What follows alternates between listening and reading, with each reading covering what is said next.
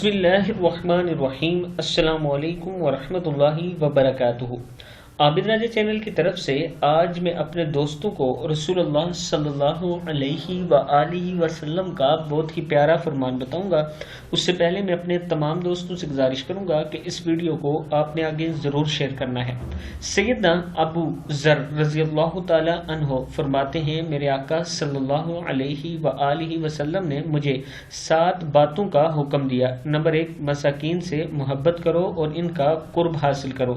Number 2، اپنے سے نچلے لوگوں کی طرف دیکھو، اوپر والوں کی طرف نہ دیکھو۔ قریبی رشتوں کو جوڑو اگرچہ وہ منہ پھیرے، کسی سے کوئی چیز نہ مانگو، سچی بات کہو اگرچہ لوگوں کو کڑوی لگے۔ اللہ تعالیٰ کے بارے میں کسی سے شرمندگی کا خوف نہ رکھو۔ اللہ تعالیٰ کے بارے میں کسی سے شرمندگی کا خوف نہ رکھو۔ نمبر 7، لا حول ولا قوت الا باللہ کی کثرت کرو، کیونکہ یہ عرش کے نیچے کے خزانے سے ہے۔